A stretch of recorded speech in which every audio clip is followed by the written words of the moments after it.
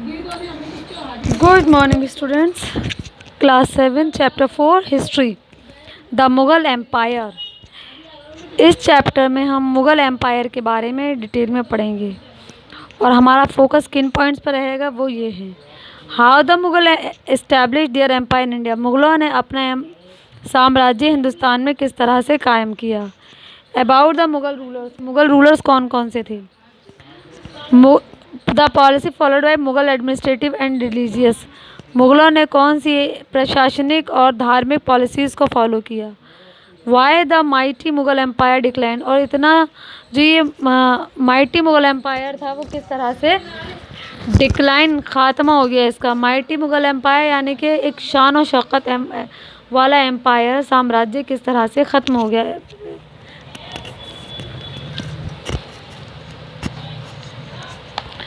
The Sayyidin and the Lodi ruler failed to stop the decline of the Delhi सल्तनत। सईदी और जो Lodhi ruler थे वो दिल्ली सल्तनत के ख़ात्मे को नहीं रोक पाए। और उसके बाद क्या होता है, Babur took full advantage of the political chaos and establish the ruler of Mughal dynasty in India. और इसी चीज़ का फ़ायदा बाबर ने उठाया और बाबर ने हिंदुस्तान में पूरी तरीके से मुग़ल साम्राज्य को इस्टेब्लिश किया।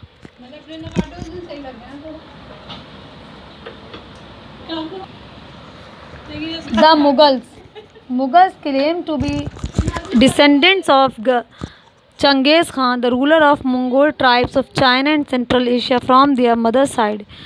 मुग़लों की अगर हम बात करते हैं तो हमें पता चलता है कि जो मुग़ल किसके डिसेंडेंट्स हैं। चंगेज़ खां।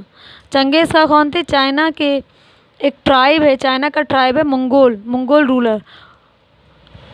यानी कि ये अपनी जो मुग़ल जो हैं अपनी मदर साइड से अगर हम इनका रिलेशनशिप देखें तो चंगेज़ खां से है। और चंगेज़ खां एक मंगोल रूलर थे जो चाइना के और ये मंगोल एक चाइना का ट्राइब है। तो ये कहाँ से हिंदुस्तान आए थे, ये लोग आए थे सेंट्रल एशिया से, जो चंगेज़ खां लोग थे। फ्रॉम देयर फादर साइड अगर हम इनको फादर की तरफ से देखें तो they were 5th generation descendant of Timur. तो ये तैमूर लंग की जो 5वीं जनरेशन है वो मुग़लों से जाकर मिलती है। Who had attacked Delhi in 1398। और तैमूर कौन थे वो भी आपको। तैमूर वो इंसान जिसने दिल्ली में 1398 में हमला किया था। तो तैमूर से फादर की तरफ से अगर मुग़लों को हम देखें तो उनका सिलसिला मिलता है तैमूर से, और अगर मदर की साइड देखें तो मुग़लों का सिलसिला मिलता है चंगेज़ खां से। तैमूर कौन, तैमूर वो जिसने हिंदुस्तान पर हमला किया था कब, इन 1398।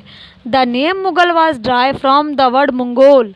और ये जो मुग़ल शब्द है इसको किस शब्द से लिया गया है, इसको मंगोल शब्द से लिया गया है। The Mughal followed the Timurid tradition of succession in which the inheritance of the throne was shared among the brothers. तो the Mughal followed the Timuri tradition of succession. तो मुग़लों ने किस ट्रेडिशन को फॉलो किया, मुग़लों ने तैमूरीद यानी कि तैमूर का जो ट्रेडिशन था उसको फॉलो किया। और उसमें क्या था, inheritance of throne was shared among the brothers. यानी कि जो ताजपोशी होती है वो भाइयों के दरमियान शेयर की जाती थी। इसका मतलब ये हुआ कि जो सल्तनत होती थी उसमें क्या होता था, उसको भाइयों के दरमियान शेयर किया जाता था। किस तरह से किया जाता था कि जो बड़ा मतलब बेटा होता था उसको पहले तख्तनशी किया जाता था, उसके बाद सेकंड को, इस तरह से था ये सिलसिला। This always left room for conflict among the brothers who were keen to rule the Mughal empire. इसकी वजह से कभी कभी ऐसा भी हुआ है कि मुग़ल एम्पायर में आपस में ही क्या हो गए, कॉन्फ्लिक्ट्स हो गए। There are many references of rebellion by the Mughal princes in the contemporary account left by the historians। और हमें इस तरह के बहुत सारे अकाउंट्स यानी कि बहुत सारे हमें ऐसे रिटन में लिखित में हिस्टोरियंस ने जो भी अपने उसमें लिखा है मुग़लों के बारे में, उसको पढ़कर पता चलता है कि इन लोगों में जो मुग़ल राजा महाराजा होते थे तो उनमें इस तरह की ताजपोशी को लेकर काफ़ी कॉन्फ्लिक्ट्स हो जाया करते थे। Babar 1526 to 1530 Babur was the first Mughal emperor ascended the throne at Fargana, a small principality in ट्रांसोजानिया इन 1494। बाबर की जब हम बात करते हैं तो बाबर कौन? बाबर हैं पहले मुग़ल रूलर जो 1526 में हिंदुस्तान आए, और उन्होंने ये जो अपने धौरने था, ये जो तख्त था, तख्त ताज था, वो किस से लिया? फरगाना से। कब? इन 1494 में।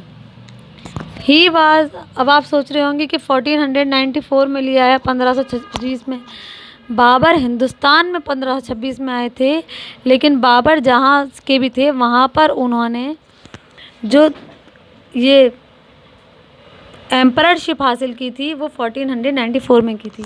He was the thrown out of his home town bye Uzbek. He was thrown out, उन्होंने क्या किया? जो भी उनका होम टाउन था उज़्बेक, उसको छोड़ दिया। He carved out a fresh territory for himself in Kabul, और उसके बाद बाबर ने अपने लिए काबुल में 1504 में एक नई टेरिटरी की बुनियाद डाली। The unstable political situation in India after Sikandar Lodi death an invitation from Daulat Khan Lodi, the governor of Punjab, encouraged Babur to attack India. लेकिन अब सवाल ये उठता है कि बाबर ने तो बिलोंग करते थे काबुल से, फिर वो हिंदुस्तान क्यों आए? सिकंदर लोदी के इंतकाल के बाद, सिकंदर लोदी के डेथ के बाद हिंदुस्तान में जो सियासी हालात थे, जो पॉलिटिकल सिचुएशन थी, वो बहुत ज़्यादा डिस्टर्ब और अनस्टेबल हो गई थी, और उन हालातों को संभालने के लिए दौलत खान लोदी ने क्या किया? बाबर को इनविटेशन भेजा, एक दावतनामा भेजा। दावतनामा मतलब इनविटेशन वो नहीं है कि खाने के लिए बुलाया था, बल्कि इनविटेशन भेजा, ये इनवाइट किया। और ये कौन थे? दौलत खान लोदी, पंजाब के गवर्नर।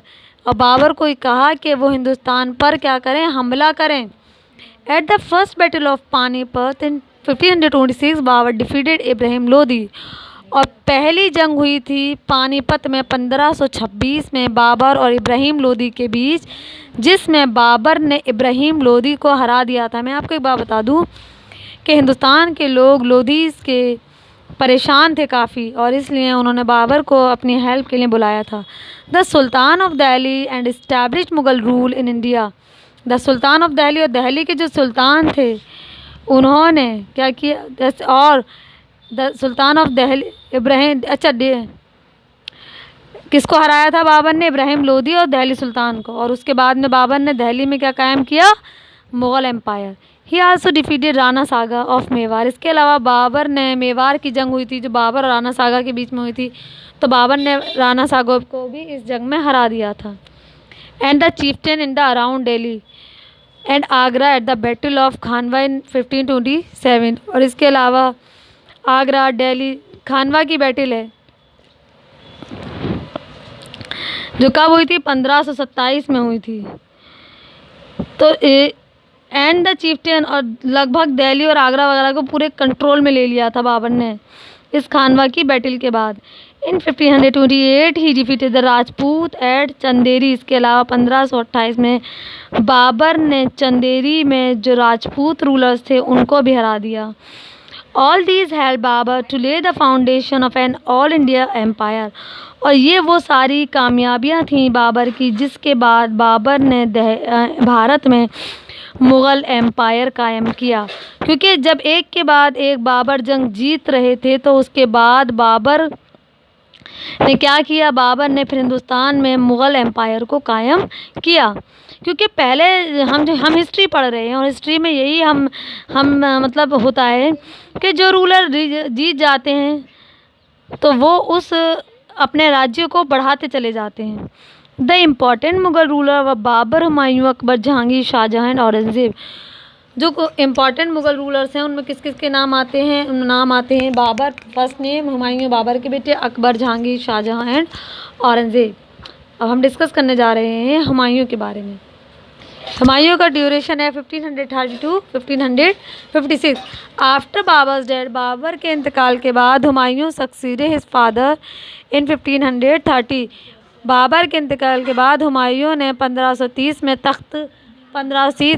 में हुमायूं की तख्तपोशी या ताजपोशी हो जाती है, यानी कि जो सल्तनत थी वो हुमायूं के हाथ में चली जाती है। To sustain imperial power and hegemony, power को बरकरार रखने के लिए और अपने वक़ार और इज़्ज़त को बरकरार रखने के लिए Humayun had to fight against the Afghan.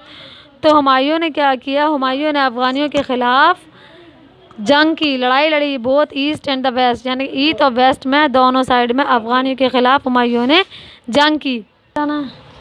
Eight the same time he had to face hostilities At the same time, he had to face hostility from his own brothers, which weakened his cause against the Afghan। और जब हुमायूं ने अफ़गान के साथ में जंग की, east और waste दोनों साइड्स में, तो इसी वक्त में हुमायूं के खुद के भाइयों ने हुमायूं को कमज़ोर, मतलब हुमायूं के वो अगेंस्ट हो गए, और which weakened his cause against the Afghan. और इसका नतीजा ये निकला कि हुमायूं जो अफ़गान के ख़िलाफ़ थे वो उन कमज़ोर साबित हुए। The Afghan United under the leadership of शेर खान। और अफ़गान जो थे, अफ़गानियों ने क्या किया, ख़ुद को यूनाइट कर लिया, इकट्ठा कर लिया शेर खान की लीडरशिप में। Who was popularly known as Sher Shah Suri. बड़े बेटा आपकी इसमें आई मिस कर हो गया है शायद, क्योंकि जो वर्ड है वो है शेरशाह सूरी। यहाँ पर आप आई और लगा लीजिएगा, SURI, शेरशाह सूरी। तो शेर खान को क्या किस नाम से जाना जाता है, शेरशाह सूरी। जो अलीगढ़ का GT रोड है ना, मैं आपको बता दूँ, GT रोड शेरशाह सूरी की ही देन है। शेर Khan ruled from Sasaram in modern day Bihar. Sher Shah की कहाँ पर हुकूमत थी, शेर शाह की हुकूमत थी कहाँ पर, बिहार सासाराम में थी, जिसको आजकल हम बिहार के नाम से जानते हैं। The captured Gaur the capital of Bengal and besieged Mahmud Shah. इसके अलावा जो बंगाल की कैपिटल थी गौर, उसको भी शेरशाह सूरी ने कब्ज़ा कर लिया था, महमूद शाह को हराकर। द रूलर ऑफ बंगाल, यानी कि बंगाल के रूलर कौन थे उस वक्त, महमूद शाह। शेर खान डिफीटेड हुमायूं, शेर खान ने या शेरशाह सूरी ने हुमायूं को भी हरा दिया। किस में हराया था, पहली जंग हुई थी बैटल ऑफ चौसा के नाम से इन 1539, एंड देन एट कन्नौज। और उसके बाद में दूसरी जंग हुई थी कन्नौज में, कब, 1540 में। Humayun failed from India and सट रिफ्यूज इन पर्शिया। और हुमायूं को वहाँ से इंडिया से जाना, मतलब इंडिया में जो अपना साम्राज्य था वहाँ से हटे, और फिर जो ये अफ़गान रिफ्यूजी थे वो उन Persia and sought refugee in Persia. Persia में, यानी कि पर्शिया एक जगह है, वहाँ पर इन रिफ्यूजीज़ महाजिर को कहते हैं, यानी कि जो लोग बाहर से आते हैं। तो शेर खान ने यहाँ पर पर्शिया वगैरह में अपना साम्राज्य कायम कर लिया। Sher Shah establish the Sur dynasty with his capital at Delhi. Sher Shah Suri ने हिंदुस्तान में भी, यानी कि शेरशाह सूरी पर्शिया में तो अपना वो साम्राज्य कायम किया था वहाँ पर, जबकि ये रिफ्यूजी थे, और दिल्ली में हुमायूं को हटाकर शेरशाह सूरी ने अपने जो डायनेस्टी थे, अपना साम्राज्य था, वो सूर डायनेस्टी के नाम से बनाया या इस्टेब्लिश किया, और अपनी जो कैपिटल थी वो कौन सी बनाई, Delhi.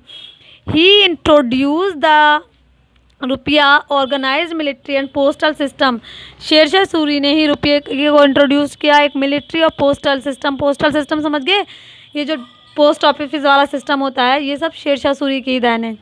His land revenue policy, Sher Shah Suri ने ज़मीन से जो टैक्स वसूल करने की जो पॉलिसी बनाई थी, become the basis for the later Mughal land revenue system. तो बाद में जो मुग़ल रूलर्स आए थे उन्होंने इसी पॉलिसी को फॉलो किया। With the help of the Persian king की मदद से, कौन किंग, शाह तहम्स, हुमायूं कंक्योर्ड काबुल एंड कंधार। तो इनकी मदद से इसने कौन सी जगहों को पे कब्ज़ा कर लिया, Kabul, Kandahar, and capture Delhi. And Agra, और आगरा को भी। ही रिस्ट, किसने किया था ये? दोबारा से हुमायूं ने फिर से इन पर्शियन राजाओं की मदद से काबुल, कंधार और दिल्ली और आगरा को फिर से कंक्यूर कर लिया और दोबारा से मुगल रूल इस्टेब्लिश किया। लिखा है ना, री इस्टेब्लिश किसने? हुमायूं ने।